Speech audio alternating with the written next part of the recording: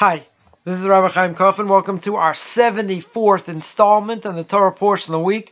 We're holding by Parshas Vayakhel Pekudei. It's actually a double parsha. Sometimes during the year you can have more than one parsha because you have to finish the Torah, the entire Torah within 1 year. So therefore there'll be times where some portions will have to be joined together in order to finish the Torah in one complete year. So this week's parsha is the end of the book of Exodus. It's the double parsha of Vayakhel Pekudei, and it goes into great detail speaking about the building of the Mishkan, the building of the tabernacle, and all its details. In the beginning of Parshas Vayakhel, it also mentions the idea of keeping Shabbos, right in the middle of all the building and the loops and the clasps and the wood and everything that goes into the building of the Mishkan. The Torah says you have to keep Shabbos. So here, chapter 35, verse 1. It says, Moshe gathered all the congregation, children of Israel together, and he said to them, these are the words the Lord has commanded that you should do them. 6 days shall you work, 7th day there shall be to you a holy day, a Sabbath of rest to the Lord. Whoever does work on it shall be put to death. Kindle no fire throughout your habitations on the Sabbath day. So the Torah says clear that you have to keep Shabbos, right? Jews have to keep Shabbos. You don't do any work, however we define work. But you're not allowed to do work on Shabbos. And if you do work on Shabbos, you're sure will be put to death. So there's a connection between the building of the Mishkan and keeping Shabbos, which is to tell you that the building of the Mishkan does not supersede the holiness of Shabbos. That means that whatever you did in the Mishkan, right, whatever was done in the Mishkan itself, then that would be forbidden to do on Shabbos, and there are 39 categories, as the Talmud brings out. Here you have one thing that you're not allowed to make a fire. Now, if we didn't have an oral tradition, and we've spoken about this a number of times, if we didn't have an oral tradition, we wouldn't know such a thing, because there's an obvious question. When the Torah talks about building the Mishkan, and everything that goes into building the Mishkan, why in the world all of a sudden over here does it say you have to keep Shabbos? Right? The Rashi says to show that Shabbos is not superseded by the building of the Mishkan. Right? And we mentioned that a number of times. And everything that was done in the Mishkan, or similar to that which was done in the Mishkan, is going to be forbidden to do on Shabbos. Now, comes along Moed Rebbe Rav Gaon Moshe Shlita, should be well. He says in his book that he wrote, Chochma V'das, he says like this. He says that what's the purpose of the Mishkan? The purpose of the Mishkan is to bring God's presence down to this world, right? Because remember, you go back to Parshas Truma. Parshas Truma, the Torah says that God says, build me a Mishkan. So build me a Mikdash, so I can dwell amongst you, right? Give me something, build me this thing, this box, this big box, whatever you want to call it, the Mishkan, so I can bring my presence down to this world, right? That is what the purpose of it is, and the building of the Mishkan, right, is pushed off. We see over here, is pushed off because of the strictness of keeping Shabbos. In other words, Shabbos is more important.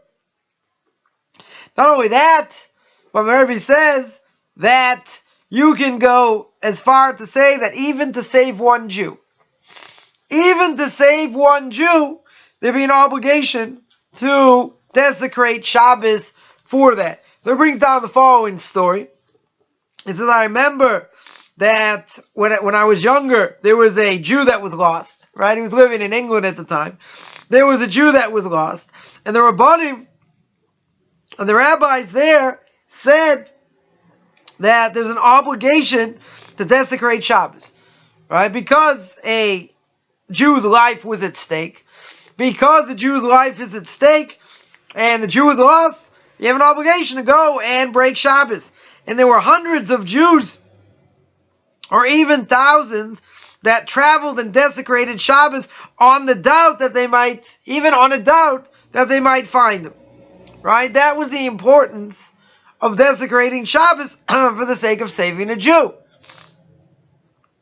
And so God commanded that when we're building and we're honoring the place where the Mishkan is, so you're not allowed to build on Shabbos, right? Now, let's analyze for a second. What's the purpose of building the Mishkan? So we said before, the purpose of the Mishkan is to bring God's presence down to this world. Is there nothing more important than that? But the Torah here says, as Rashi brings out, that, yeah, it is important, it's incredibly important, but you don't desecrate Shabbos to build a Mishkan. Right? We don't desecrate Shabbos to build a Mishkan. So therefore we see the importance of Shabbos supersedes that. Not only that, but it's that you can break Shabbos to save a life. Even if there's a doubt whether you're going to find this Jew or not, you see from this story that you'd be allowed to go out as the rabbis there, explain, even if it's a doubt you're going to find the person, doesn't matter. You break Shabbos to save a Jew, even one Jew. So as important as Shabbos is, nonetheless, we see that it can be superseded for the sake of a great mitzvah, and that is saving a life. Now, obviously, you need proper rabbinic, authority. You need big shoulders, right, to be able to, say such a thing. We can't learn these things on our own, so that's why, we have Gedolei Yisrael, we have our Torah giants of the generation. We can ask them, what to do, in such a situation. But in this case, in London, the rabbis poskin that Jews should go out, desecrate Shabbos, and try and save this Jew that disappeared, that they couldn't find. And he says another thing. This is probably going to be a little more hard for most people to swallow, and that is the following. He says that desecration of Shabbos is a tremendous desecration. Right? There are mitzvahs that seemingly have incredible importance. Not that, other mitzvahs don't, but there are certain tenets, we'll call them, of Judaism that define what Judaism is. Right? Shabbos is one of them. Right? Because what do? We stop everything. And we sanctify the day because that's what God told us to do. And we have one day during the week where we tune into God. The rest of the week, we're too busy chasing our tails, right? We're running around for livelihood. We're busy with this. We're busy with that. On Shabbos, that's it. Everything has to be cooked. Everything has to be cleaned. Everything has to be taken care of before Shabbos comes in. And, yeah, there's a lot to do. So you got to prepare ahead of time. Right? Someone once told me, they said, how can I prepare ahead of time? I do all my errands. Pay all my bills. Go to the post office. On Saturday, how can I observe Shabbos? So I came up with this novel idea. Do it during the week. Spread it out during the week. So you don't have to do it on Shabbos. This person thought it was like the greatest idea, like since sliced cheese. Like, wow, what a tremendous thing. I was like, no problem. Anyway, the Shabbos represents God's renewal of the world. Because the reality is, as the Ramchal says, Rav Moshe Chaim Luzzatto says, and Derech Hashem, in the way of God, he brings down that Shabbos strengthens the whole week. Even though we say a psalm every day, Monday we're preparing for Shabbos, Tuesday we're preparing for Shabbos, Wednesday, Thursday, Friday, etc. Then we have a special psalm on Shabbos. So you think that it culminates in the end of the week, that Shabbos comes at the end of the week, but the reality is that the whole week prior to Shabbos is strengthened by the previous Shabbos. In other words, comes Shabbos, comes Friday night, sundown, when Shabbos comes in, right? Therefore, the power of Shabbos has the ability and does, as Ramchal says, strengthens the entire week. And it strengthens the entire week for the following week. Not what we would think it's the end of the week, but it really gives strength for all the days during the week for that next week. But Rebbe here brings down like this, that, Shabbos is, unbelievably important, because we are declaring beyond the shadow of a doubt, God created the world. Friday night, we stand up, we make Kiddush, and we say, Zeicher l'maisa bereishis. We say we remember God creating the world. So, when it's chaotic, and we're dead tired, and our kids are driving us mad, and everything else, you just want to make Kiddush, you want to eat, you're hungry, right? So, all things being equal, so, whatever level of attention we have, that is what the words mean. You are commemorating the creation of the world. That's why when we make Kiddush, we stand Friday night. Because when we say, Vayakhel hashamayim va'aretz v'chol tzava'am, that God finished creating, right? And then there was Shabbos. So we give testimony. How do you give testimony? You stand, right? You stand and give testimony while saying Kiddush. So this is an incredible important thing. Now, what about someone who desecrates Shabbos, God forbid? So he says like this, a person who desecrates Shabbos is so severe. If he does it in public, which means he's not afraid anything's going to happen to him, he does it in public, he doesn't care. Right? What he does in his house really doesn't matter. The question is, does he desecrate or she desecrate Shabbos in public? So someone who does, we call them a machal Shabbos b'farhesia. Somebody who desecrates Shabbos in public. Now, someone who desecrates Shabbos in public, so the rabbis tell us, he has the status of a non-Jew. So, this may be a little bit hard. Because, somebody who obviously is born as a Jew, how all of a sudden can we take away their status? Right? How can we say, okay, you don't keep Shabbos, you're not interested in keeping Shabbos, so why should we say that they have the status of a non-Jew? I mean, there's always tshuva, don't forget. Person can always repent. There's always that possibility. But the reality is that they have the status of a non-Jew. Why? Again, let's go back to the definition. What does Shabbos represent? Shabbos represents creation of the world. Right? It's renewal of creation on a weekly basis, really on a daily basis, but Shabbos is a culmination of all that. So that being said, it's incredibly important that we believe in it. If you desecrate Shabbos, it's like you deny God. It is like you rebel against God. Now, most people today, will cut them some slack. They're not doing it to rebel against God. They're doing it because they're lazy. It interferes in their life. They can't go out Friday night. They can't go to X place. They can't watch what they want to watch or whatever the case is. So it's a drag. Why should they keep it? They don't know what it means. They have no idea, how it connects to them. So they don't want to keep it. But why are they not keeping it? Because they don't know and they don't understand. Does that mean they're not liable? No. They're going to be liable, but they're not going to be liable as they would be if they did it on purpose. It's called a merit. It's called a rebellion, right? It is a rebellion. That's what it is. They are going against how God set up the world. They're not interested. Doesn't matter if they don't know anything or not. It's still called a rebellion. Even though they're just doing it out of desire. They're not keeping it because, they're lazy. They don't want to inconvenience themselves. How many times, have we heard, over the years that, you keep this and it's old and it's this and it's that. You gotta get with the modern world. You have to fit in with the modern world, right? Didn't Moses Mendelssohn say that a person should be a Jew in his house and a non-Jew outside should wear what they wear, do what they do? You want to be a Jew, do it in your own house. Outside we'd be like everybody else. But isn't that against the person why God created us in the first place?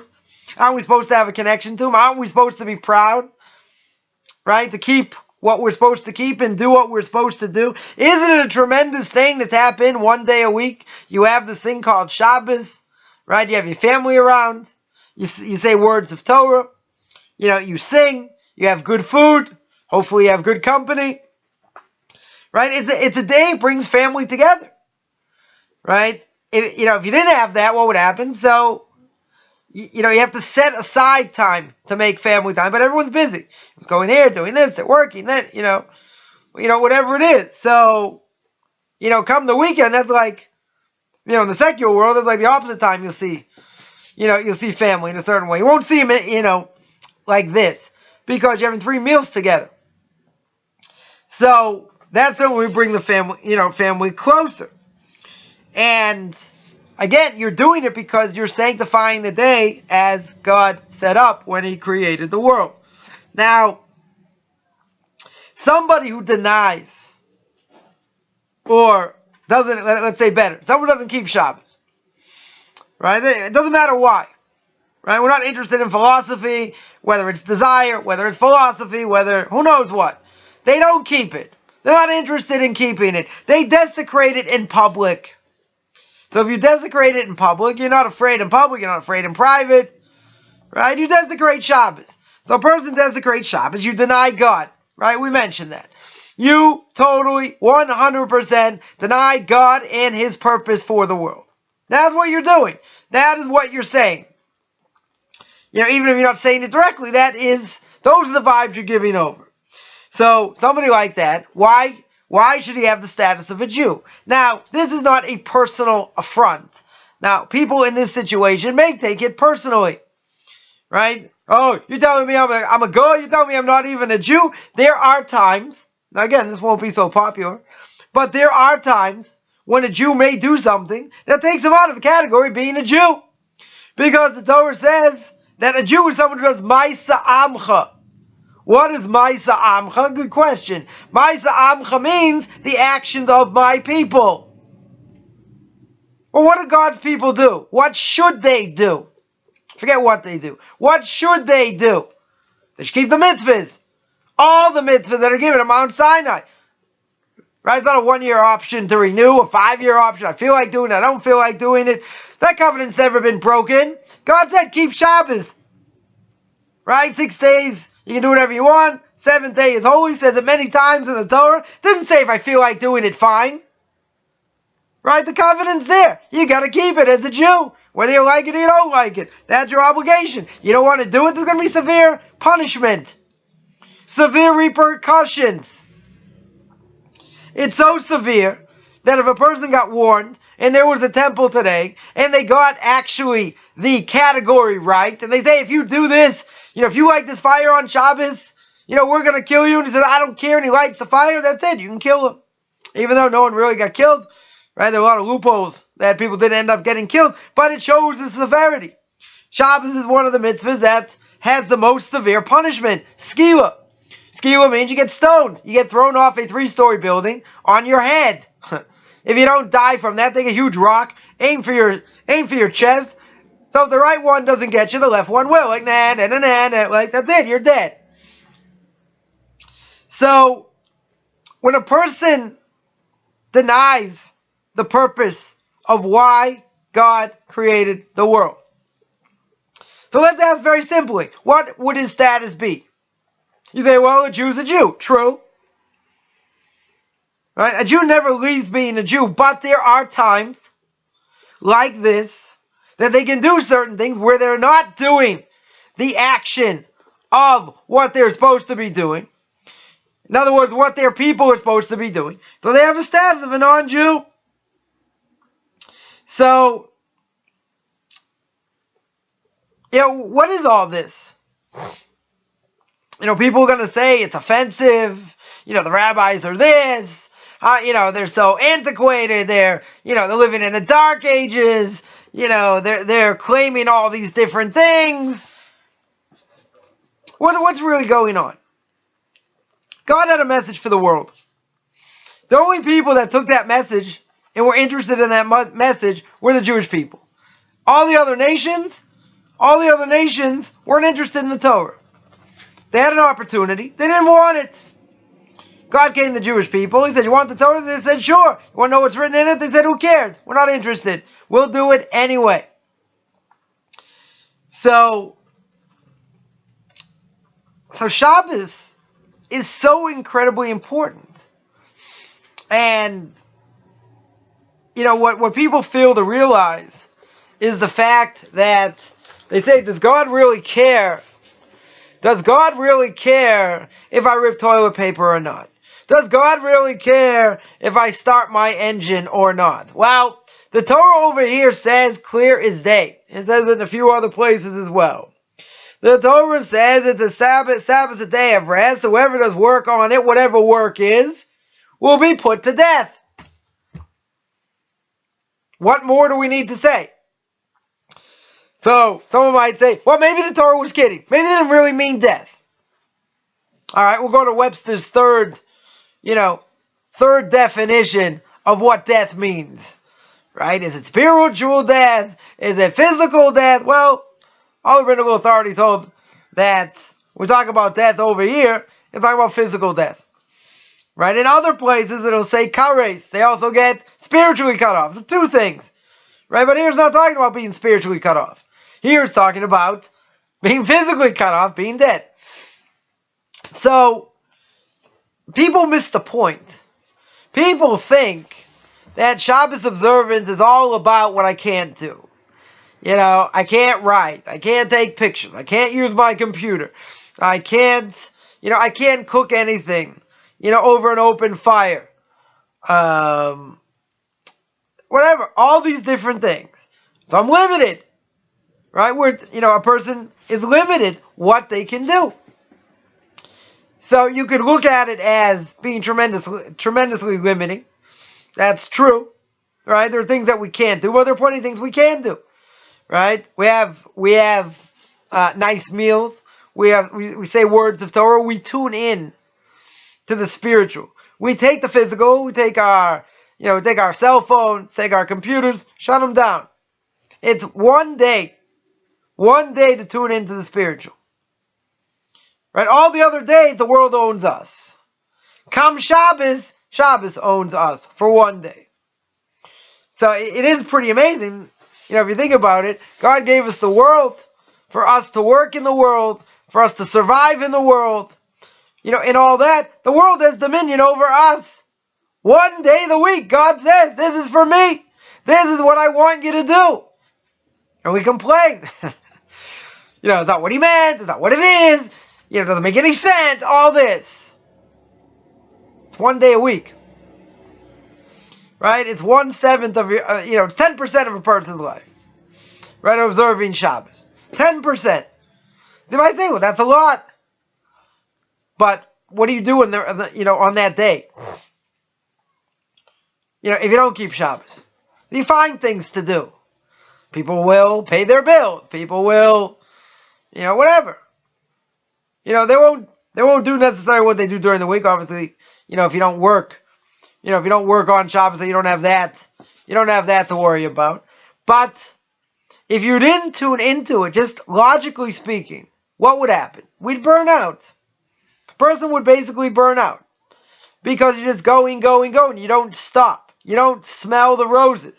You don't give a chance, to think about what life is really about. And it's not just about working. It's just not about money or about eating or the next sporting event or whatever. We're created with the soul, right? That soul has a purpose. Everyone has a mission. So, there's a whole world out there that most people don't see. That most people have no idea, right, what is really out there, because they're holding, like the prophet says, eat, drink, and be merry, lest tomorrow I die. Might as well enjoy it. Whatever's going to happen to me afterwards, it doesn't matter, because I'm not going to feel it. It's not going to mean anything. I'm just going into the ground, so who cares? I'm going to enjoy life. Well, we certainly believe there is an afterlife. We certainly believe there is reward and punishment. Now, you can take me to task for that, but the Torah says clear, many places, if you do this, you will be punished. There are curses in the Torah as well. You look at the Shema. The Shema says in the second paragraph, says if you do the right thing, you'll get rain in your seed, in the right time, and you'll have fruits and vegetables and all this and all that. Great. If you don't, there's payback. So how would a secular Jew look at this? They didn't really mean payback. They're just trying to scare you. They're trying to fool you. They're trying to pull the wool over your eyes.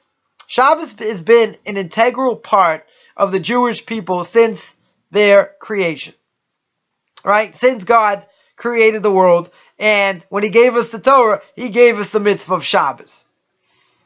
Right? It's an integral part of a Jew's life, week in and week out. Now, there may be other times where, let's say you have some of the holidays, Sukkot you have on Shabbos, Passover you have on Shabbos, during Rosh Hashanah, Yom Kippur, the Shabbos before Yom Kippur is Shabbos Shuvah, the Shabbos of repentance. The Shabbos before Passover is called Shabbos HaGadol, the Great Shabbos. So Shabbos plays an integral role during the year, even when there are no holidays. We are giving credence and testimony to the fact that God created the world. So the Torah says that the Jewish people are a light unto all nations. If we're a light unto all nations, what distinguishes us? What makes us a light unto all nations? Doesn't mean we're better. It means we're different. It means we have more obligations. If we have more obligations and we do what we're supposed to do, we're a light unto all nations. But it has nothing to do with us being better or not. Because a Jew that doesn't keep mitzvahs is no different than a non-Jew. Right? There's no difference. What distinguishes them just by the fact that they were born into a Jewish family? So what will distinguish them between them and non-Jews if they don't hold by Torah, if they don't keep mitzvahs? Nothing. So, even if, secular Jews out there keep certain things, they'll go to synagogue on Rosh Hashanah, in Yom Kippur, they'll light Hanukkah candles, they'll have a Passover Seder, right? But the reality is, okay, right? So we'll give them credit, they do certain things. But the reality is that enough? Is that enough to distinguish them from their non-Jewish neighbors? Now, if you look at the bigger picture, they're going to send their kids to secular schools. They're going to send their kids to university. These kids are going to grow up. They're going to, they'll be in the workforce. They'll be working with non-Jews.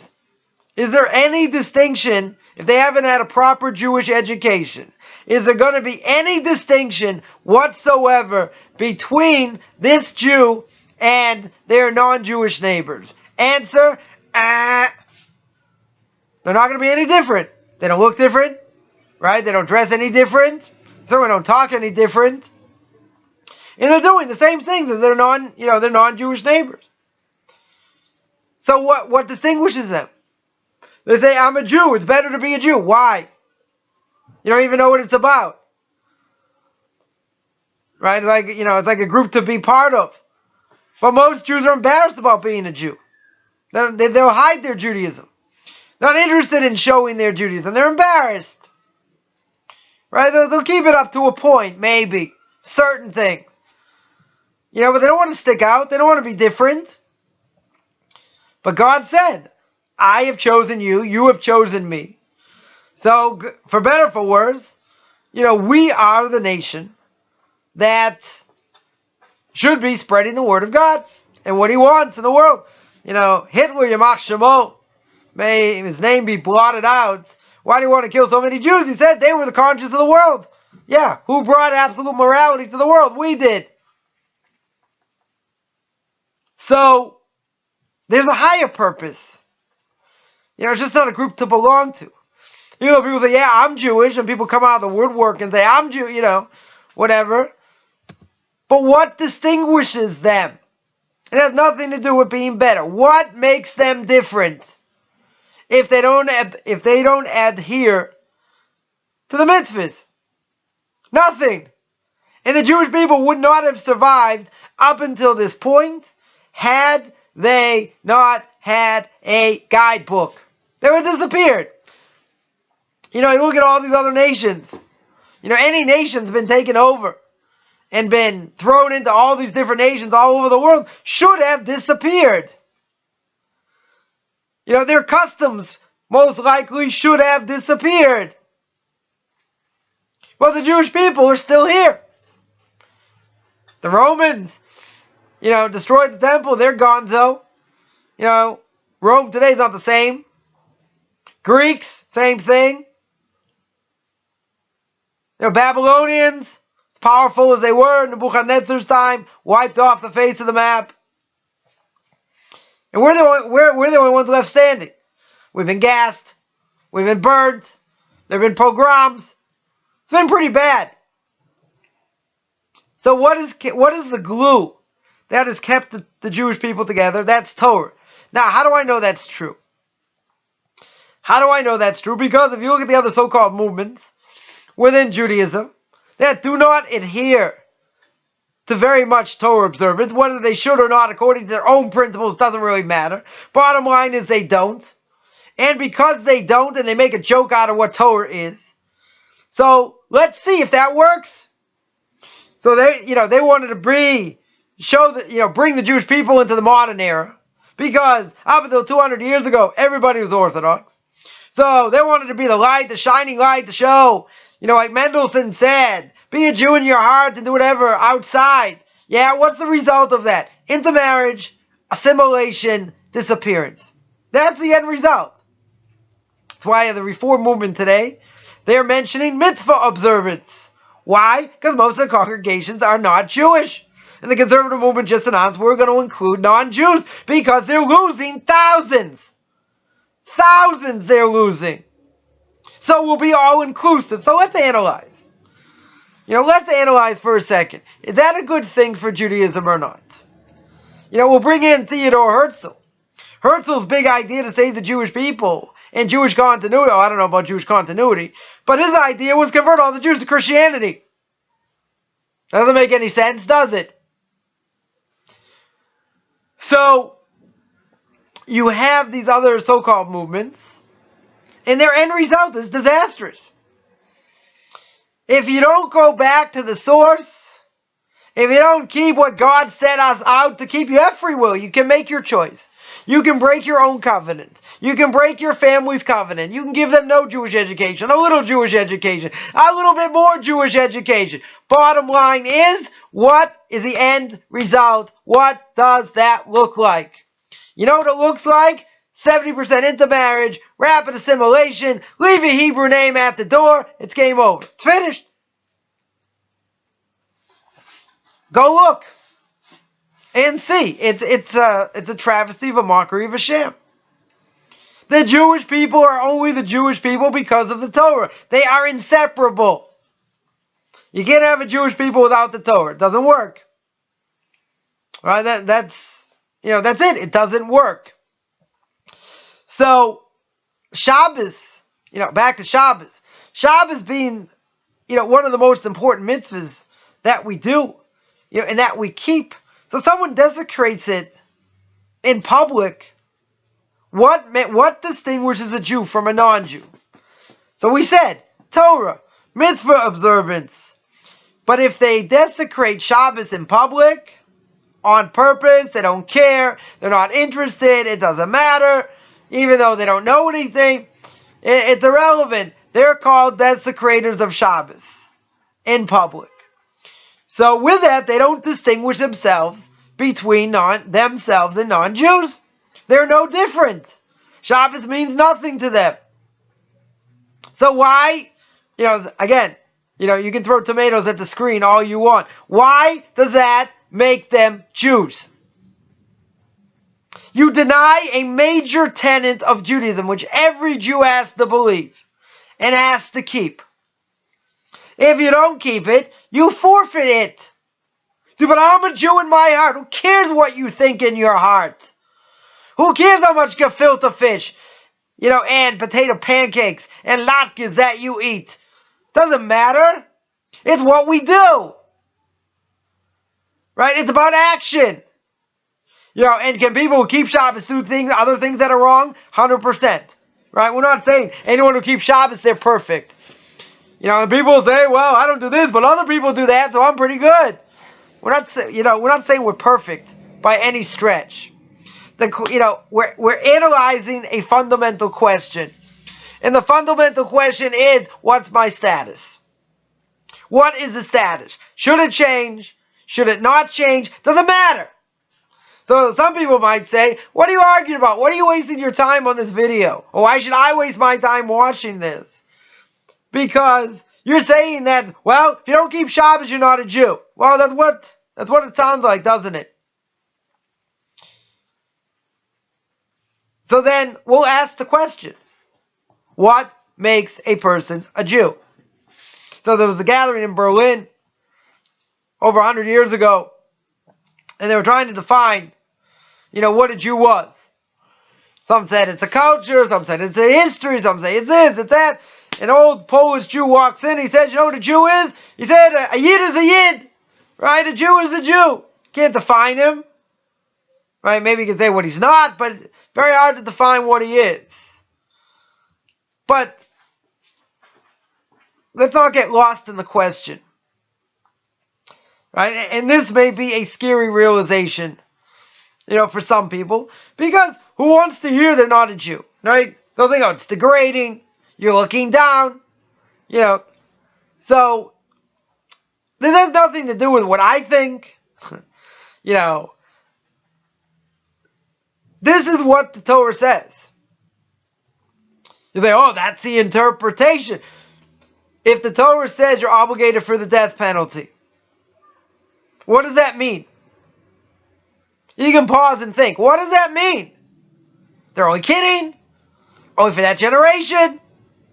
You want to be a Karaite? Tell me what it means.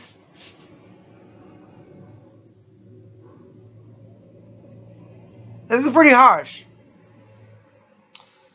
But you see, God had a plan. Right? He still has a plan.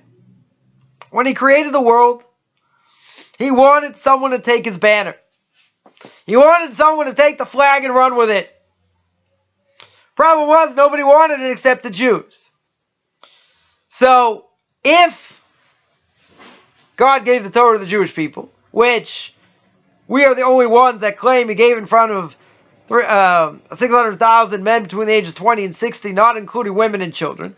So you're talking about 3 million people. No other so-called religion makes any such claim, because their prophets and the other religions did all their miracles in front of a bunch of drunks and a few people. So, what kind of authority is that? This is something that's been passed down generation to generation. And there's a lot of evidence for it as well. It's not, it's not the topic for now. But that being said, the Jewish people are unique. But they're unique for one reason. They're unique because of what the Torah says. Now, the Torah is a divine work. It's given by God that Moshe wrote down. Moshe's not allowed to change anything, not allowed to add or subtract. So God says, I have a book. I manufactured it myself. I'll give you over what I want from you. Now, this may be a leap of faith. You can take it for what it's worth, but I would say like this. If God gave all this over to Moshe, Moshe wrote it down. One of the 13 principles of faith. Moshe wrote it down. Didn't change anything.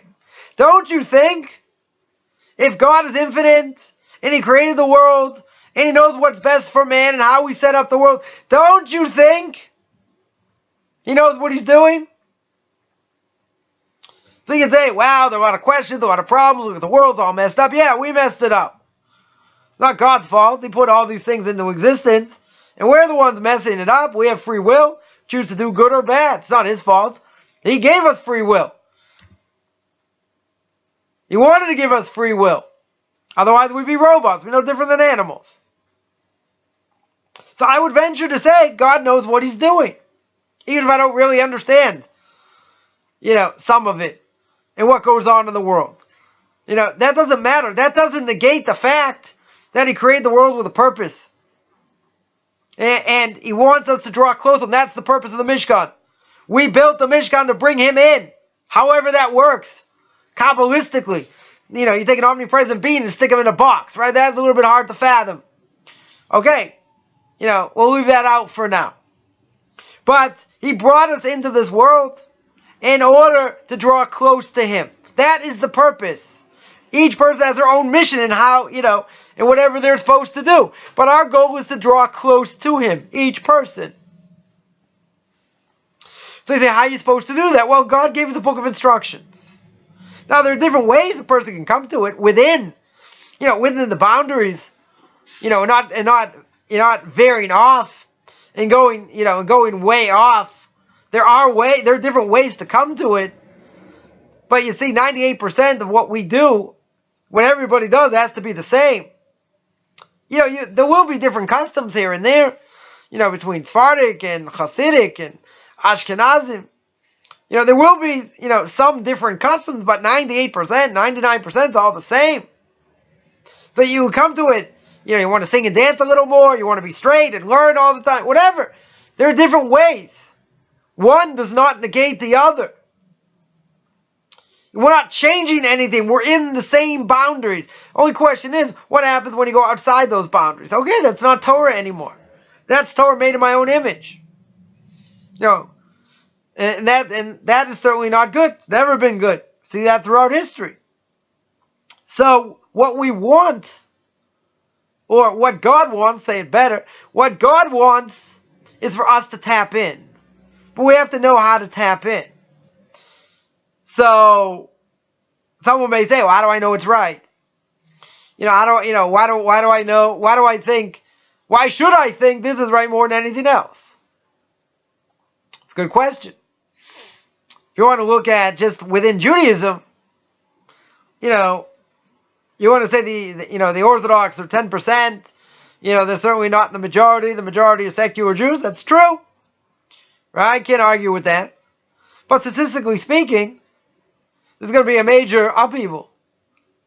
Because secular Jews don't have as many kids. And there's a tremendous amount of intermarriage, so the grandkids won't be Jewish anyway. And the only ones that are going to be left are going to be us. You're staring at it right in the face. This is the future.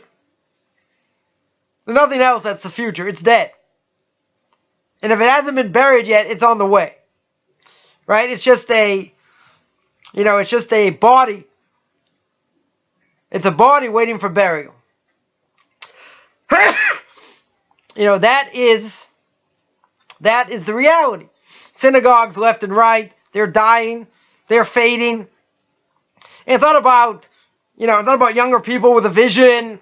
It's not about community vision. They're dying. They're all dying. The only question is how slow the death is. It's a sad reality. But it's like having a body without a soul. You want to go around with the body without the soul? What's going to be the end result? Nothing. Body can't function without the soul. Can't happen. So, a Jewish people without a Torah is a disaster. It will not work. It will not go further. And what most people don't realize, and it's really not the topic now, not even really going to go into it, is the fact that what the repercussions will be. Right? I've never met anyone, as my Rebbe says, who's been in the next world and come back. Right? There are hints about the next world, different places. But it's clear there's reward and punishment. Right? The Torah, many, many times, will talk about reward and punishment. So it doesn't necessarily mean reward and punishment in this world. Because God could not have created this world as the ultimate and nothing else. As someone once told me, when I die, I'm going 6 feet under. I said, well, for your sake, I hope you're right. Because if I'm right, you're in big trouble. So, also to give us free will. But at the same time, if you look at, let's say, someone's born very wealthy. And they're born into a wealthy family. They have very few struggles. At least, financially. They might have other struggles for sure. Right, but the question is, some struggle, some don't struggle, some have it easy. So how could it be that this is it? Because if you look at the world in general, it wouldn't make a whole lot of sense. Then God's out of the picture. Because stuff happens, He's not in control, God forbid, and, we are subject to nature. So there has to be something beyond. this physical world. Because when you look at this physical world, there's a lot of things we don't understand at all. And that's not a cop-out. We don't understand. Right? Say, well, how could God do this? I can't tell you. Suffering? It's a good question. One only potential answer to suffering is the fact that, our souls have been here more than once. So there's payback. Right? There's reward and punishment. There's payback. Person can get judged, can come back here. In another form. Try and fix up what it messed up before. But this is food for thought. If God really set up the world, as we understand it, and the purpose of the world is to draw close to Him, well, it doesn't seem fair. Some people have it easy, some people don't. Everybody suffers at some level. So then you have to ask why. What's the purpose? Which most people don't ask because they're just too busy dealing with whatever they have to deal with, and they're bitter and they're cynical and all that. So they're not interested. They just say, it's hard, it's this is what happened, I can't do it. Excuses. That's what it is. But if someone really wanted to delve more into it, there's a ton of things going on behind the scenes. And when we see how the picture unravels a little bit, we get a sense that there's much more beyond. There's much more out there. We don't even have to get into aliens and, other galaxies and all that. That's totally irrelevant. Right? No effect on our life here. There's a huge world out there. There's a huge amount of information to learn. But the problem is, most people aren't interested. The problem is, they'll say, does God really care if I rip toilet paper or not? So, okay, let's have a discussion. Let's see. Let's have a philosophical discussion. Most people don't even want that.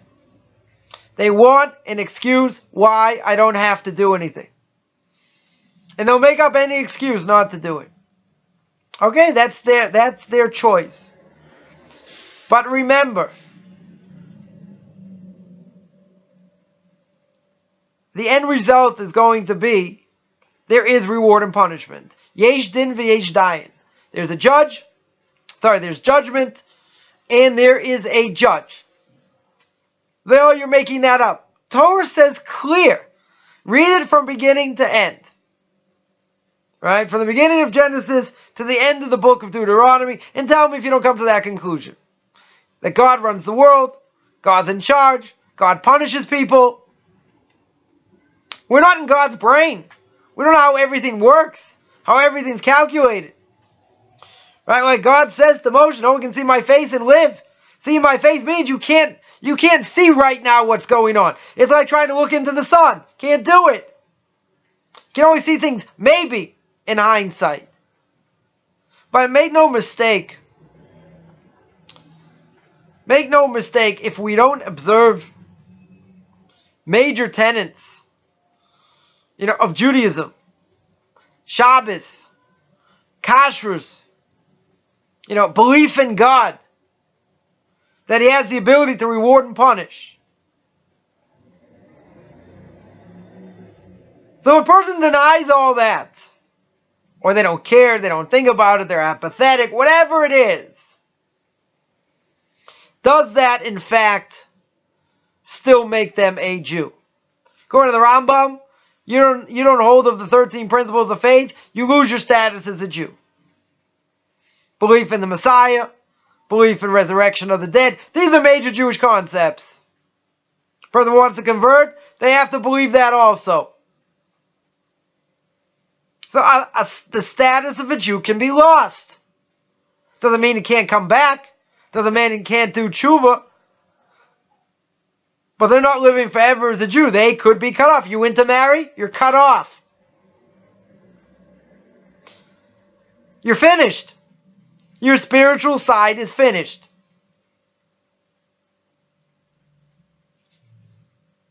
Now, this isn't my Torah. This isn't things I'm making up. This is what the Torah says clear. There's no doubt. the question is, what are you going to do about it? You're going to say, oh, this guy's just a crazy fanatic.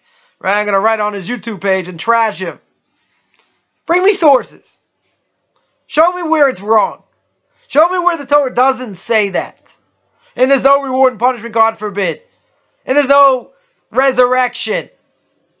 Right? Okay, you might say it's not in the Torah itself. There's a hint to it, whatever. Right? But bring me sources to show that this isn't true. You know, mark my words. In the next world, person doesn't care here, there's going to be a price to pay. And you're not going to want to pay it. I want to remind people that I have a course, it's called Discovery of Biblical Path, about Jews coming out of Christianity and any other falsehood, where they can get information about being a Jew, what it means to be a Jew, in 6 modules, also being a Noahide. And I have 7 interviews of people that either converted in the process of conversion or people who stayed as Noahides. You can find that on my Facebook fan page, Beyond Orthodox Conversion to Judaism, or my my blog at orthodoxconversion.com. You can also, I also give Noahide classes, and I also give a class in Intro to Kabbalah, talking about prophecy. Meets every Tuesday night, 9 o'clock. The book is Derech Hashem by the Ramchal, the Way of God. And anyone who wants to contact me can contact me at rabbichaimkaufman@gmail.com, RABBICHAIMCOFFMAN @gmail.com. Everyone have a great Shabbos.